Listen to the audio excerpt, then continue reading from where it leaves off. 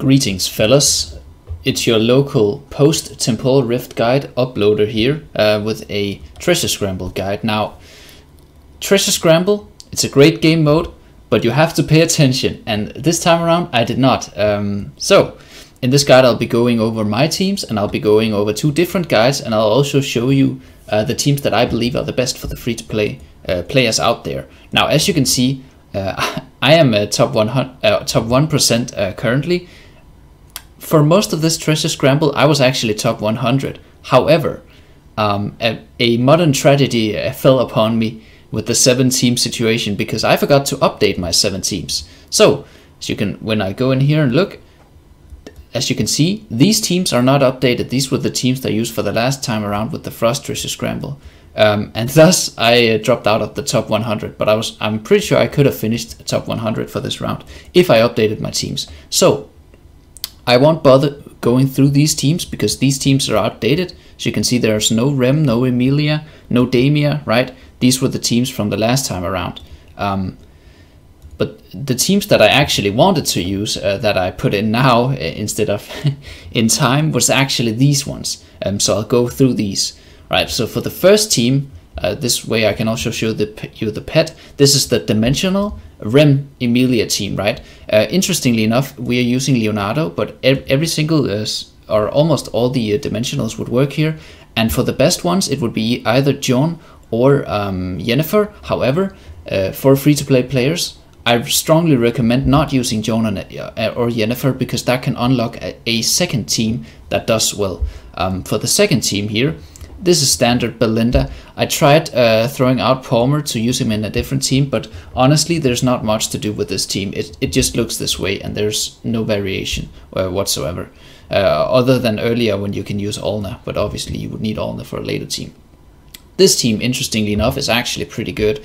It's the energy disintegration team, and obviously if you don't have Canis and Rook, you can use stuff like Grace or Lucretia, but I'll also go over a guide with different variations of this team. But TLDR, right, you invade the enemy team, you energy disintegrate them with Odin, Pharrell, with this guy and with the pet, trying to stun lock them and win out.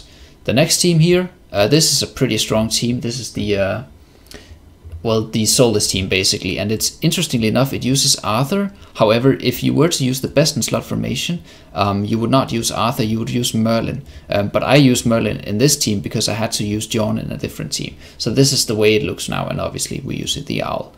Now for this team, this is the Seal team. Things you can do here is actually you can throw in Kelthar. Where's she? There, Kelthar and even Edwin, if you need any of these heroes in different formations. For example, I use Desira here, which is fine, right? But if I needed Olna elsewhere, I could probably get away with using Kelthar. But this is just about the best in slot formation for this Seal team. And obviously the only damage in this team is from the Seal.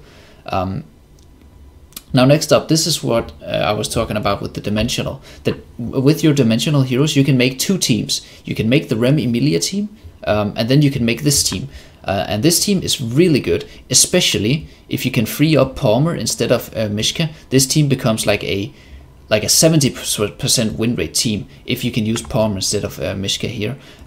But I'll be honest, I haven't tested out as many heroes as I would like in this Mishka's position, so maybe some of these different heroes would work better than Mishka, but for now this is what I got, right? But obviously I wasn't able to change my teams in time, but these are the teams that I would have used were I able to change them in time. And then for the last team, well, here it is, guys. I haven't tested this team at all, but I know it used to give me like a 18% win rate, which is fine for me with the 7-team situation, because when it comes to 7 teams, usually as free-to-play players, you're just gonna have to sack 1 team, and this is kind of it, right? Using Legendary Brutus, and I'm unsure about the pet. But this was my plan for the Treasure Scramble round, but obviously I was not able to put it into effect, and sadly I am stuck with these teams. They're all decent, right? But none of them are truly great, which really sucks. So that's it for my teams, right? But we've looked at my teams. Now let's look at an actual guide. All right, real quick, I just wanted to show you guys where I was sitting earlier in the round, right? I was sitting at a comfortable top 75, and these were my teams when I was at 75% win rate, as you can see here. This was before the 6 and the 7 teams, but for 6 teams I was also chilling. I don't have a screenshot of it, but this was my 5-team guide, if you can call it that. So I have 2 guides. One, oh my god, that is very zoomed in. Well, both of them are from Lac Blanc Lang at the Neuromancer guild, and one of them is now updated. Last time around I told you guys that if I found an updated guide I would share it with you, and I have found the 5 teams guide, which is updated for this round. Sadly I wasn't able to find the 7-team guide, and then obviously for the 7-team guide I have the not updated versions, but looking at both of them you can get like a more complete picture. So let's start the most updated one, which is the 5-team guide, right? I'll also link both of these in the description below so you can look at them for yourselves. But for most people, I would assume you would follow this column where you have Belinda but not Matria, and you would make the Belinda team, the Dimensional team. This is the team that I was talking about, right? Which the Energy Disintegration team with the Fire Breather pet. And here I'm using this Kineson Rook, and I'm using Solrath instead of Merlin, right?